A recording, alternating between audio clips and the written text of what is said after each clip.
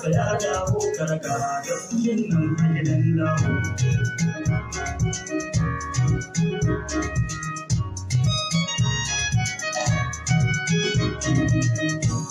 Kuna hango sun kullo ciki daga kango, kare su gaba ɗaya dojuna mata su da bango.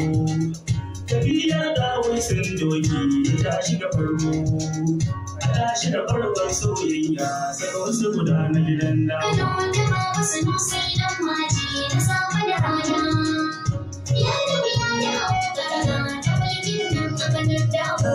Kayan lafiya sarkin mutan makaranta, fage na karatu kai zarra da kai musu rata.